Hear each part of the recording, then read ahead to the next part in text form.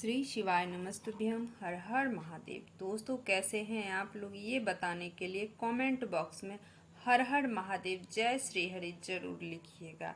आज हम लेकर के आए हैं अपड़ा एकादशी।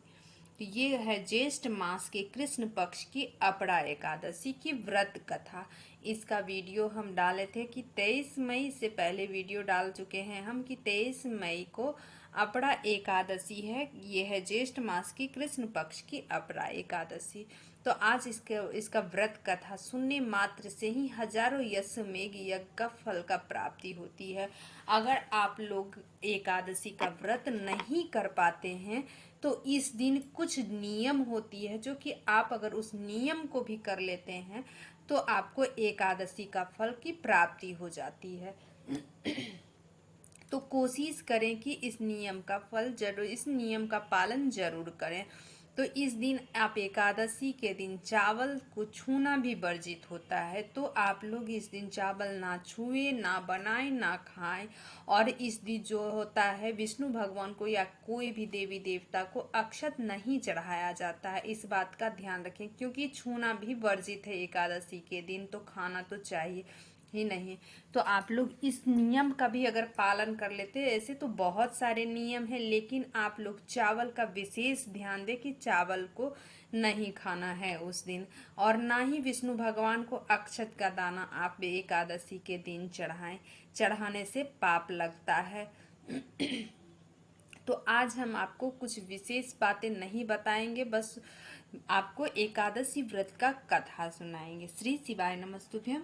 हर हर महादेव। दोस्तों आप मेरे चैनल पर अगर नए हैं तो सब्सक्राइब वीडियो शुरू करने से पहले जरूर कर लीजिएगा ताकि मेरे ऐसे ही वीडियो की नोटिफिकेशन सबसे पहले आप तक पहुंच सके।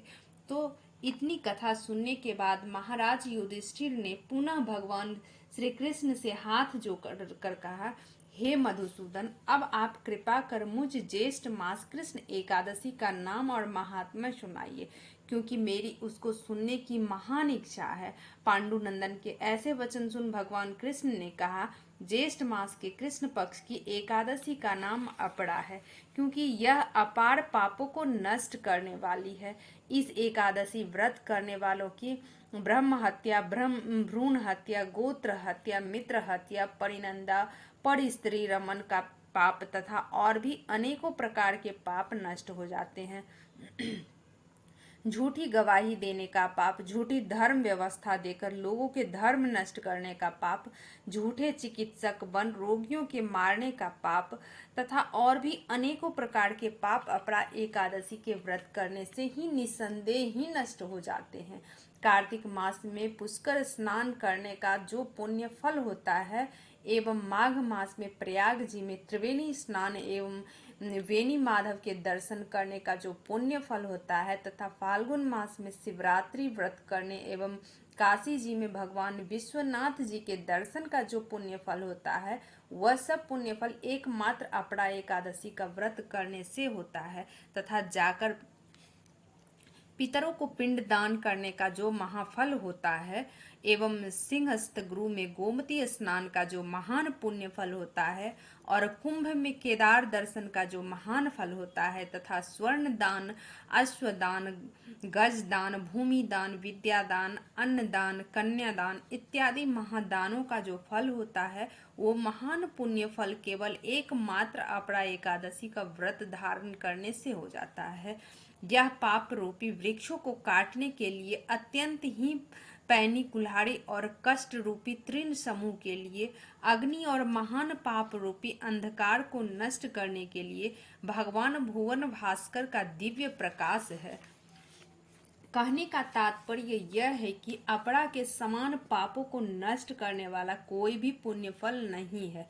अतएव पापों को नष्ट करने की कल्पना करने वालों एवं अक्षय पुण्य फल के प्राप्त करने वालों के लिए अपरा एकादशी का व्रत रखना अत्यंत ही आवश्यक है और जरूरी है। अपरा की केवल अवहेलना करने वाले प्राणियों को कहीं भी त्राण नहीं मिलता है, उसका जीवन एकदम निरर्थक रहता है।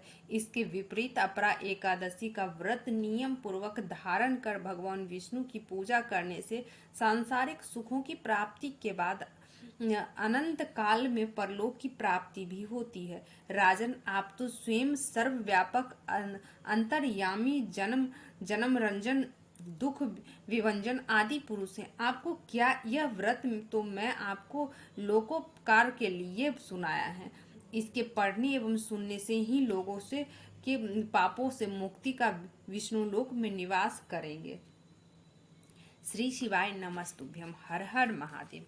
दोस्तों, मेरा वीडियो थोड़ा सा भी अगर उपयोगी लगा तो कमेंट बॉक्स में श्री जय श्री हरि जरूर लिखिएगा, एक लाइक जरूर कीजिएगा, बेल बटन प्रेस जरूर कर दीजिएगा ताकि मेरे वीडियो की नोटिफिकेशन सबसे पहले आप तक पहुंच सके। जय श्री हरि।